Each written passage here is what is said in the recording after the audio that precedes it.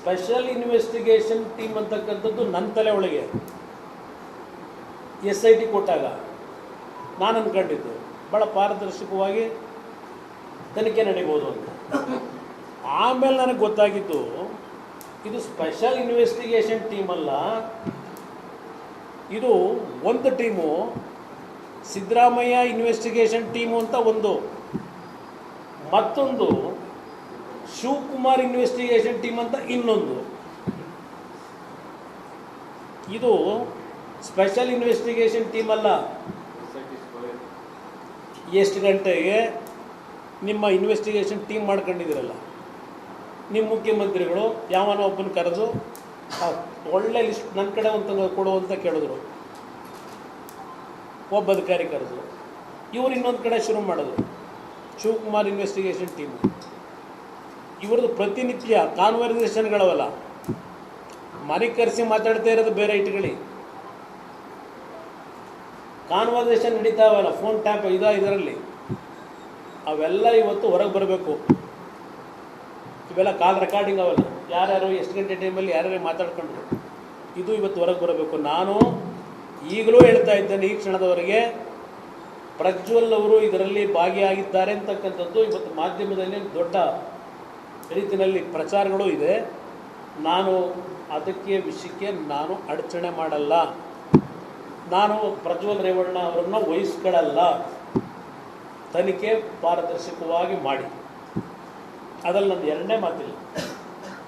ಇಲ್ಲಿ ಪ್ರಶ್ನೆ, ಈ ತನಿಖೆ ಯಾವ ರೀತಿ ಹೋಗ್ತಾ ಇದೆ ಇದು ಮುಖ್ಯ ಇಲ್ಲ. ಇಲ್ಲಿ ಪ್ರಶ್ನೆ 28ನೇ ತಾರೀಕು FIR ಹೊಳೆನರಸೀಪುರದಲ್ಲಿ ಏನು ನೀವು ನಡಿ ಈಗ ಶುರು ಮಾಡೋಣ.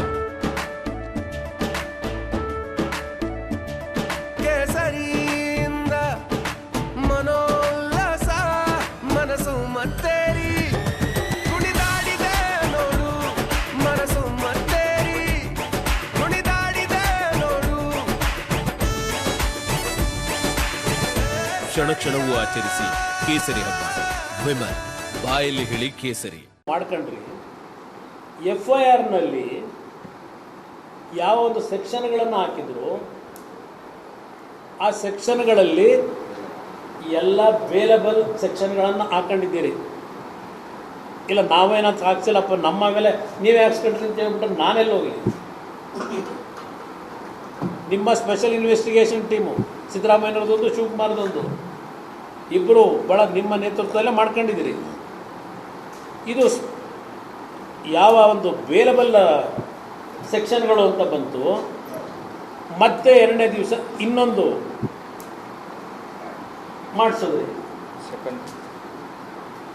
ಇಲ್ಲೆಲ್ಲ ಯಾವುದೋ ಜಿಲ್ಲಾ ಪಂಚಾಯತಿ ಹೆಣ್ಮಗಳು ಅಂತ ಹೇಳಿ ಯಾವುದೊಂದು ಗನ್ ಪಾಯಿಂಟ್ ಅಂತ ಒಂದಿದೆ, ಗನ್ ಬೆದರಿಕೆ ಇಡಿ ಅತ್ಯಾಚಾರ, ಇದೊಂದು ಕಂಪ್ಲೇಂಟ್ ಕೊಟ್ಟಿದ್ದೀರಿ. ಯಾರು ಪಾಪ ಹೆಣ್ಮಗಳ ಕೈಲಿ ಕೊಟ್ಟಿದ್ದಾರೆ, ಪಾಪ ನಡೆದಿರ್ಬೋದು, ನಾನಿಲ್ಲ ಅಂತಲೂ ಹೇಳಲ್ಲ. ಗನ್ ಪಾಯಿಂಟ್ ಇದು ದೊಡ್ಡ ಮಾಹಿತಿಗಳನ್ನು ಮಾಧ್ಯಮಗಳ ಮುಂದೆ ಸೋರಿಕೆ ಮಾಡಿರೋರು ಯಾರು, ಈ ಕತೆ ಕಟ್ಟಿಸಿರೋರು. ಇವತ್ತು ಸುಪ್ರೀಂ ಕೋರ್ಟ್ ಜಡ್ಜ್ಮೆಂಟ್ಗಳಿದೆ. ಒಂದು ತನಿಖೆ ನೀವು ಪ್ರಾರಂಭ ಮಾಡಿದಾಗ ತನಿಖೆಯ ಮಾಹಿತಿಗಳು ಸೋರಿಕೆ ಆಗಬಾರದು, ಸೀಕ್ರೆಸಿ ಮೇಂಟೈನ್ ಮಾಡಬೇಕು. ಇದನ್ನೆಲ್ಲ ನೋಡಿದಾಗ ನಿಮಗೆ ಸಂತ್ರಸ್ತೆಯರು ಏನಿದ್ದಾರೆ, ಇದರಲ್ಲಿ ನೊಂದಿರ್ತಕ್ಕಂಥ ಮಹಿಳೆಯರಿದ್ದಾರೆ, ಅವರಿಗೆ ರಕ್ಷಣೆ ಕೊಡೋದಕ್ಕಿಂತ ಹೆಚ್ಚಾಗಿ ಈ ಸರ್ಕಾರಕ್ಕೆ ಬೇಕಾಗಿರೋದು ಪ್ರಚಾರ. ಯಾರ್ಯಾರನ್ನು ತೇಜೋವಧೆ ಮಾಡಬೇಕು ಅಷ್ಟಕ್ಕೆ ಈ ತನಿಖೆ ನೀವು ಬಳಕೆ ಮಾಡ್ತಾ ಇದ್ದೀರಿ ಅನ್ನೋದು ಇವತ್ತು ಯಾರಿಗೇ ಆಗಲಿ ಅನುಮಾನ ಬರ್ತದೆ. ಇವತ್ತು ಇಂಥ ಒಂದು ಆಘಾತಕಾರಿಯಾದಂಥ ಪ್ರಕರಣ ಇದು. ಇಂಥ ಪ್ರಕರಣವನ್ನು ಇಷ್ಟು ಲೈಟರ್ ವೇನಲ್ಲಿ ನೀವು ತನಿಖೆ ನಡೆಸ್ತೀರಾ? ಇದು ಈ ತನಿಖೆಯಲ್ಲಿ ಬರ್ಕೊಂಡಿದ್ದೀರಿ. 2022ರಲ್ಲೋ ಏನೋ ಈ ಪ್ರಕರಣ ಆಗಿದೆ ಅಂತ ಹೇಳಿದೆಲ್ಲ ನಾನು ಅದೆಲ್ಲ ಕತೆ ಹೇಳಲಿಕ್ಕೆ ಹೋಗೋದಿಲ್ಲ. ಈ ಒಂದು ವರದಿ ನೀವೇನು ಈಗ ಮಾಡ್ಕೊಂಡಿದ್ದೀರಿ, 2ನೇ ತಾರೀಕು 3ನೇ ತಾರೀಕು ಮಾಡಿದ್ದೀರಿ ಕಂಪ್ಲೇಂಟ್. ಇದು ನಾನು ಈ ಕಂಪ್ಲೇಂಟ್ ಕೊಟ್ಟಿರ್ತಕ್ಕಂಥ ಹೆಣ್ಣು ಮಗಳು ತಗೊಂಡಿದ್ದೀರಲ್ಲ,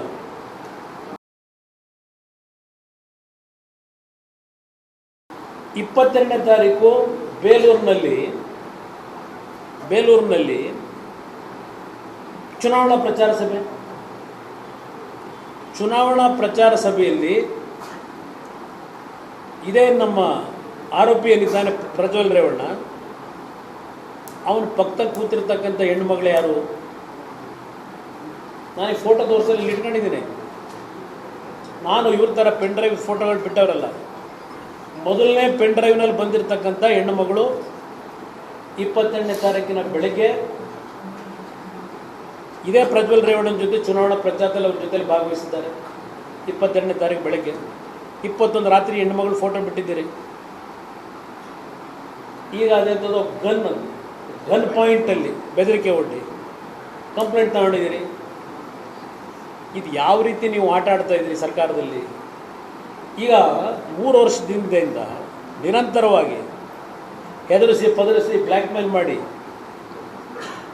ಈ ಹೆಣ್ಣುಮಗಳ ಮೇಲೆ ಅತ್ಯಾಚಾರ ಮಾಡಿದರೆ ಪ್ರಚಾರಕ್ಕೆ ಯಾಕೆ ಹೋದ್ಲು ಹೆಣ್ಣುಮಗಳು? 22ನೇ ತಾರೀಕು 21 ಆ ಹೆಣ್ಮಗಳು ಫೋಟೋ ರಿಲೀಸ್ ಮಾಡ್ಕೊಂಡಿದ್ದೀರಿ. 22 ಪ್ರಜ್ವಲ್ ರೇವಣ್ಣನ ಜೊತೆ ಸ್ಟೇಜ್ ಮೇಲೆ ಕೂತ್ಕೊಂಡಿದ್ದಾಳಲ್ಲ ಆ ಹೆಣ್ಮಗಳು. ಇದು ಕಂಪ್ಲೇಂಟ್ ನಿಮ್ಮದು ಸರ್ಕಾರದ್ದು. ಶಿವಕುಮಾರ್ ಅವರೇ, ಮುಖ್ಯಮಂತ್ರಿಗಳೇ, ಪಾಪ ಅದೇನೋ ರೇವಣ್ಣ ಅವರು ಅರೆಸ್ಟ್ ಮಾಡಿದ್ದೀವಿ ಹೇಳ್ತಾರೆ, ಅದಿರಲಿ, ಆಮೇಲೆ ಹೇಳ್ತೀವಿ. ಕ್ಯಾಪ್ಟನ್ ಅರ್ಜುನ್ನ ಕೊಂದಿದ್ದು ಯಾರು? ಅವ್ರ ನರೇಟಿವ್ ಎಲ್ಲಿ ತಂದಿಟ್ಟಿದ್ದಾರೆ ಅಂತಂದ್ರೆ ಸಂಪತ್ತನ್ನ ಹಂಚಿಬಿಡೋದು ಅಂತ. ಇದು ಸ್ಟುಡಿಯೋ ಟಿಪ್ಪು ಜಯಂತಿ ಮಾಡಕ್ಕೆ ಅವ್ರಿಗೆ ಖಂಡಿಸಿದ್ರು. Very nice. ಯಾರು ತಪ್ಪು ಮಾಡಿರೋದಿಲ್ಲಿ? ಓಲೈಕೆ ಹೇಳಿಕೆ ಇದು ಅಂತ ಹೇಳಿ ಯಾಕೆ ಪರಿಗಣಿಸಬಾರದು? ಕಿಚ್ಚಕ್ಕಲ್ಲ ಇದು ವೇದಿಕೆ. ಇದು ಫೋಟೋ ಎಲ್ರಿಗೂ ಒಂದು ಟೈಮ್ ನಿಮ್ಮ ಸಮಯ ಮುಗಿದಿದೆ. ಅವ್ರು ಹೇಳಕ್ಕಿಂತ ಮುಂಚೆನೆ ಹೇಗೆ ಪ್ರತಾಪ್ ಸಿಂಹ ಪಾಸ್ ಕೊಟ್ಟಿದಂತ ಆಗ್ಲಿ ಡಿಕ್ಲೇರ್ ಆಗೋಗಿತ್ತು ಅಂತ ನನಗೊಂದು ಡೌಟ್ ಬಂತು. ಸಾಕು ನಿಲ್ಸಿ. ಕೆಟ್ಟ ಪದ ಬಳಕೆ ಕಾಂಪಿಟೇಷನ್ ಇಟ್ಟಿಲ್ಲ ನಾವಿಲ್ಲಿ.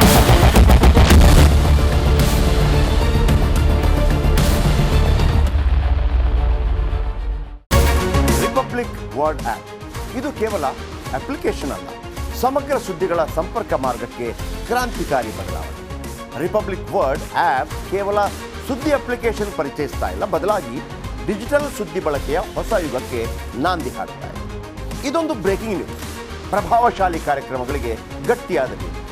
ಇಲ್ಲಿ ಕೇವಲ ತಾಜಾ ಸುದ್ದಿ, ಅದರ ನೇರ ಪ್ರಸಾರ ಮತ್ತು ಚರ್ಚೆಗಳಿಗೆ ಮಾತ್ರ ಅವಕಾಶ. ರಿಪಬ್ಲಿಕ್ ವರ್ಲ್ಡ್ ಆಪ್ ಡೌನ್ಲೋಡ್ ಮಾಡಿಕೊಳ್ಳಿ. ಗೂಗಲ್ ಪ್ಲೇ ಸ್ಟೋರ್ ಮತ್ತು ಆಪಲ್ ಆಪ್ ಸ್ಟೋರ್ನಲ್ಲಿ ಲಭ್ಯವಿದೆ.